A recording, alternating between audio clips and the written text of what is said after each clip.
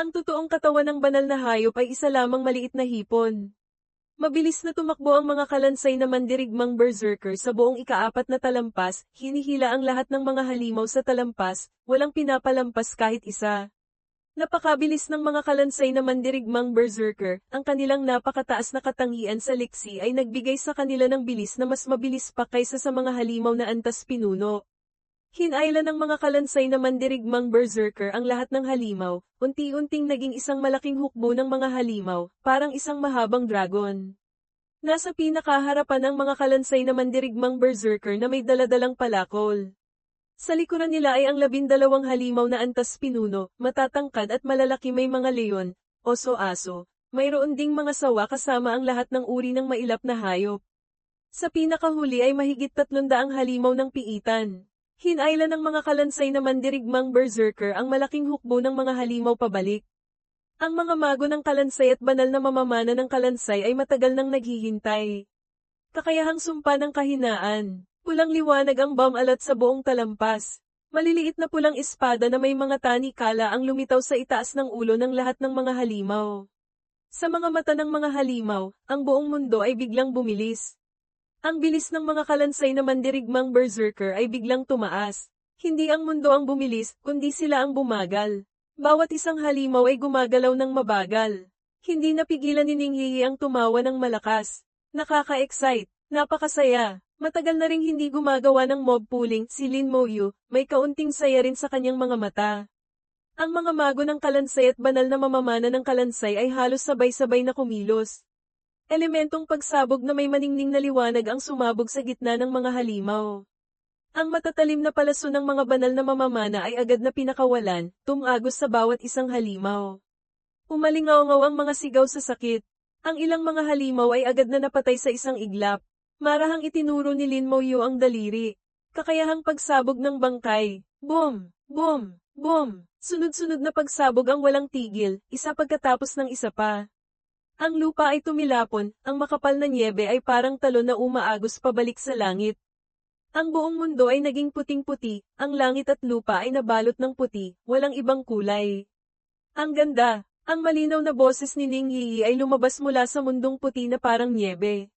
Sa akademya ng Xiajing, ang screen sa harapan ng ilang matataas na opisyal ay naging isang puting-puti na parang nyebe. Maliban sa tanawing ito, wala nang ibang makita. Wala nang makita. Hindi alam kung ano na ang nangyayari sa loob.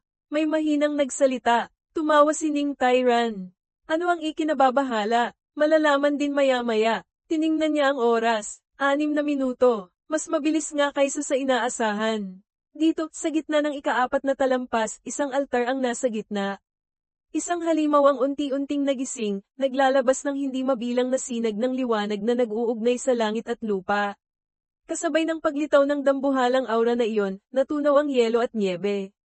Mabilis na lumino ang screen. Sa screen, tambak-tambak na mga bangkay, malalaki at maliliit, na parang bundok. Lahat ng halimaw sa ikaapat na talampas ay bumagsak, walang natira kahit isa, lahat patay na. Ang 3 dekano ay medyo natakot. Kahit si Mo Xinghe, ito ang unang pagkakataon na nakita niyang pumatay si Lin Moyu ng grupo ng mga halimaw. Nanlaki ang mga mata ni Luo Gaoshuan. Mula nang magsimula ang atake, sa loob lamang ng 10 segundo ay natapos na. Medyo mabigat ang boses ni Luo yan. Wala pang 10 segundo. Matagal nang alam ni Ning Tairan na ganito ang mangyayari. Nakatayo siya roon, puno ng misteryo, hindi nagsasalita. Sabi ni Luo Gaoshuan, gusto kong imbitahan si General Lin na sumali sa Akademya ng Banal na Paglikha. Naiinis na sabi ni Luo yan, sobra na ang mga henyo sa Akademya ng Banal na Paglikha ninyo. Mas bagay si General Lin sa Akademya ng naglalagablab na emperador namin. Hindi nagpatalo si Luo Gaoshuan. Ang Akademya ng Banal na Paglikha namin ang nangunguna sa 3 akademya. Sa amin siya dapat pumunta. Sino ang umamin yan? Ang Akademya ng naglalagablab na emperador ko, maaga o huli, ay manggana sa 3 akademya. Haha, manggana sa 3 akademya, kahit bigyan ka pa ng 1,000 taon, imposible. Nag-away ng walang tigil ang dalawa. Malinaw na hindi ito ang unang pagkakataon. Pagkatapos ng ilang sandali, bigla silang sabay na tumingin kay Mo Xinghe sa tabi. Dati, kapag nag-aaway sila, tiyak na sasali rin si Mo Xinghe. Ngunit ngayon, ang taong ito ay tahimik, hindi nagsasalita, napakakaiba. Kapag may nangyayaring kakaiba, tiyak na may dahilan. Mo Xinghe, may mali sa'yo ngayon. Tinitigan ni Luoyan si Mo Xinghe. Hindi lang siya, pati si Luo Gaoshuan ay nakatitig din sa kanya. Alam ni Mo Xinghe na mahirap. Itago, mapait siyang ngumiti. Sa totoo lang, si General Lin ay sumali na sa Akademya ng Paglikha ko. Ano, sabay na sumigaw ang dalawa sa gulat. Nanggagalaiting sabi ni Luoyan, kailan pa? Sabi ni Mo Xinghe, medyo matagal na. Sabi ni Luo Gaoshuan, umamin ka. Paano mo nalinlang si General Lin? Anong nalinlang? Marunong ka bang magsalita? Naiinis na sigaw ni Mo Xinghe. Tumahimik kayong lahat. Biglang galit na sumigaw si Ning Tairan. Agad na tumahimik ang silid. Hininaan ni Ning Tairan ang boses, malapit nang lumitaw ang totoong katawan ng banal na hayop. Isang altar ang lumitaw sa screen. Ang altar ay nasa gitnang lokasyon ng ika-4 na talampas. Isang dambuhalang haligi ng bato ang nakatayo sa gitna ng altar. Isang dambuhalang hayop na ang anyo ay parang isang bakulaw, ang nakahiga sa ilalim ng haligi ng bato. Ang dambuhalang hayop na iyon ay nabubuhay muli. Isang napakalakas na aura ang umaangat sa langit, nagpapagalaw sa hangin at ulan. Ang totoong katawan ng banal na hayop ay nabubuhay muli. Ang atensyon ni Ning Tairan ay lumipat dito. Nang makita ni Lin Moyo ang totoong katawan ng banal na hayop, isang malamig na hangin ang umihip mula sa likuran niya. Nakita na niya dati ang totoong katawan ng banal na hayop. Hindi, nakita na niya ang isang pag-iral na kamukhang kamukha ng totoong katawan ng banal na hayop. Iyon ay sa huling sandali bago siya umalis sa mundo ng pagkabulok, mayroon ding isang halimaw na may katulad na anyo. Noong panahong iyon, ang halimaw ay may hawak na isang dambuhalang tungkod, pumatay ng hindi kakaunting kalansay na mandirigmang berserker. Ang paraan ng pag-atake nito ay napakabaliw at napakaaylap, at ang lakas ng atake ay nakakagulat. Noong panahong iyon, inakala ni Lin Moyu na ito ay isang mandirigma ng lahi ng tao. Ngunit pagkatapos isipin ulit, naramdaman niyang hindi tama. Ang mga propesyon na gumagamit ng tungkod sa mga mandirigmang tao ay napakakaunti. Bukod pa rito, bagaman ang katawan ng kalaban ay bulok na, mayroon itong balahibo. Masasabi lamang na ang anyo ay medyo katulad ng tao, ngunit ang laki ng katawan ay ganap na iba. Ngayong tinitingnan ulit, ito ay mas kamukha pa ng totoong katawan ng banal na hayop. Ang tanging pagkakaiba ay ang dambuhalang tungkod na iyon. Mo, isang nakakatakot na tunog ang yuminig sa langit at lupa. Ang ika-4 na talampas ay nayanig din. Ang totoong katawan ng banal na hayop na parang bakulaw ay ganap ng nabuhay muli. Ang katawan nito ay lumaki ng ilang beses sa isang iglap. Isang dambuhalang kamay ang buong lakas na humawak sa haligi ng bato sa tabi. Kasabay nito, ang haligi ng bato ay naging isang dambuhalang tungkod.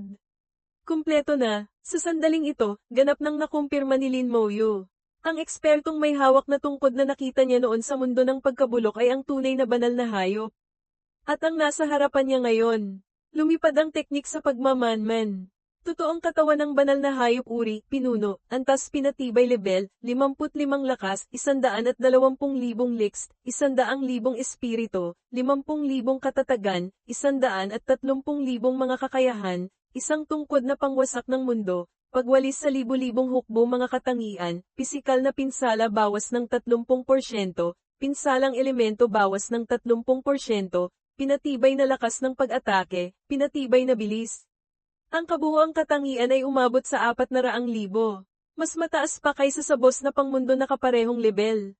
Ang tanging kaibahan ay wala itong ilang napaka-espesyal na kakayahan tulad ng laso na gas ng malaking sungay, mga gal-amay na dragon, super barrier ng ina ng mga kumakain ng kaluluwa, o itim na apoy ng sinaunang ibon ng kaguluhan.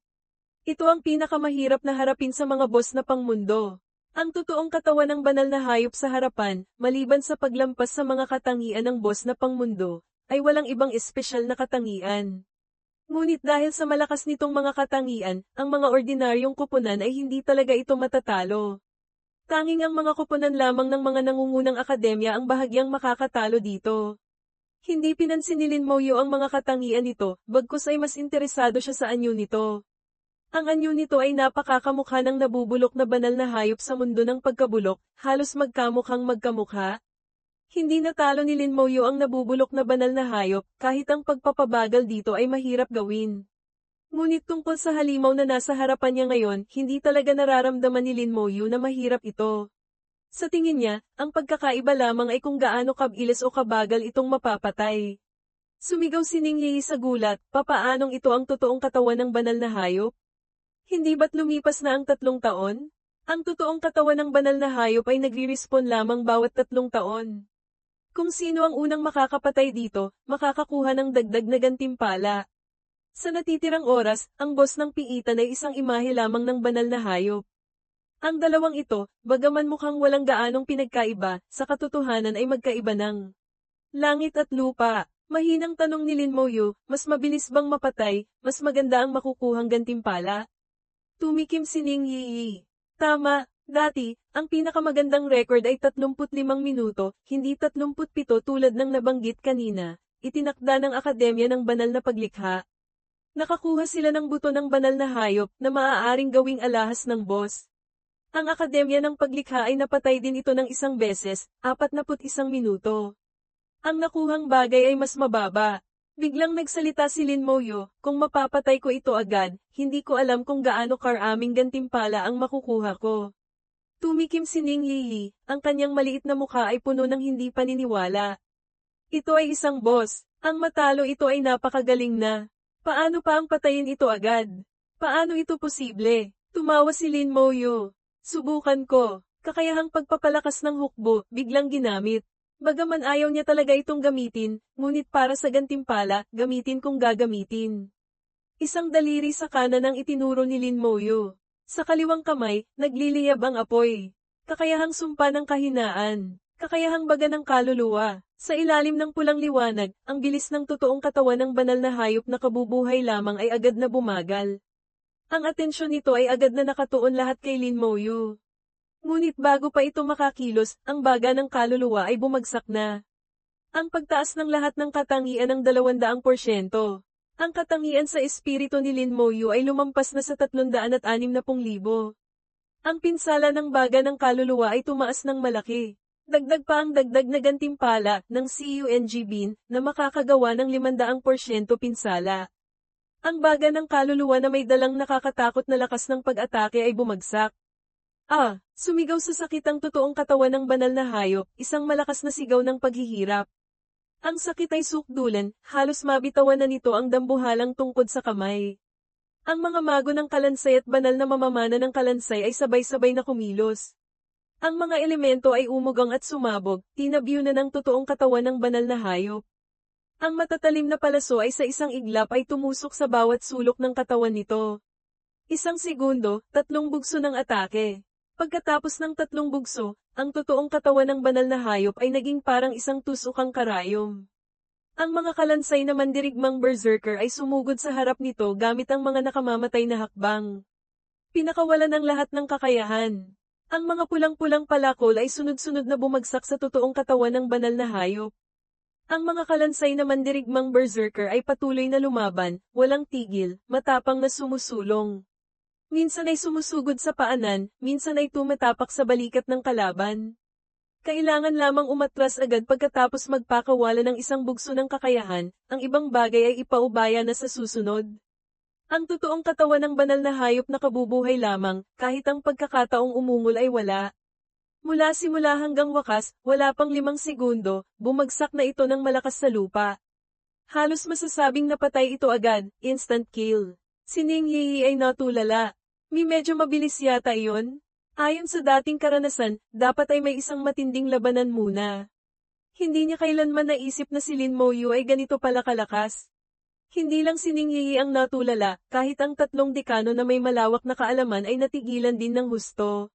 Mula pa lang sa simula, naisip na ni Ning Tyran na magiging mabilis ang laban, ngunit hindi niya inaasahan na ganito kabilis. Sa bagay, ito ang totoong katawan ng banal na hayop. Isang level 55 na dakilang boss. Ang tunay na kakayahan nito sa pakikipaglaban ay mas mataas pa kaysa sa boss na pangmundo na kaparehong level. Ang resulta ngayon, napatay agad ni Lin Moyu ng ganito. Namatay sa isang napakakahiyahiyang paraan. Napanganga si Luo Gaoshuan. Launing, hindi ito totoo, di ba? Baka nagkamali ka ng screen na binuksan. Sumunod din si Luo yan. Nabuhay na ako ng ilang dekada, bakit parang hindi ito totoo? Sa mga mata ni Mo Xinghe, bagaman medyo hindi makapaniwala, sa huli ay tinanggap pa rin ang katotohanan. Pinuri niya, si General Lin, hindi may kakaila na si General Lin nga. Sabi ni Ning Tyran, ang nangyari ngayon, huwag ninyong ipagkalat. Alam ninyo rin ang kasalukuyang sitwasyon. Kung ang bagay na ito ay kakalat pa, natatakot ako na ang mga grupong iyon ay gagawa ng kahit ano. Nang makita si Ning Tyran na seryoso, tumango ang tatlo. Ang bagay na ito ay tiyak na hindi kakalat. Sa magulo at kakaibang sitwasyon ng lahi ng tao ngayon. Ang samahan ng mga barbaro ay tinutugis at maraming miyembro na nila ang nahuli.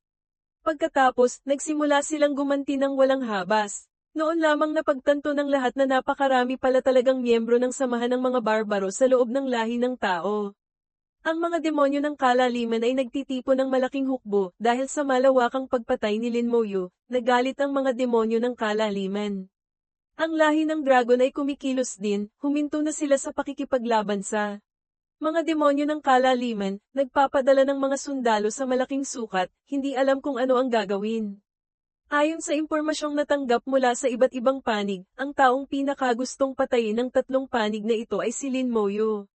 Kaya, ang mga balitang may kinalaman kay Lin Moyu ay sinusubukang limitahan ang pagkalat hanggat maaari. Bumalik sa piitan, pagkamatay ng totoong katawan ng banal na hayop, ang altar ay gumuho ng malakas.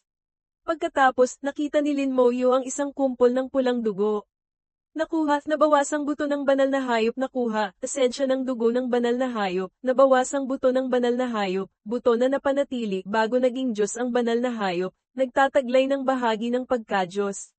Esensya ng dugo ng banal na hayop, gamitin ng propesyonal na uri pisikal, maaaring mapataas ng malaki ang posibilidad ng pagtaas ng propesyon sa ikatlong pagbabago ng klase. Kasabay nito ay may tiyak na pagkakataong magising ang talento. Sa sandaling makita ang esensya ng dugo na ito, biglang nagbago ang mukha ni Ning Yi.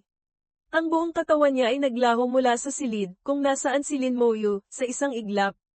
Pagkatapos, mula sa silid, kung nasaan siya dati, umalingaw-ngaw ang sunod-sunod na sigaw.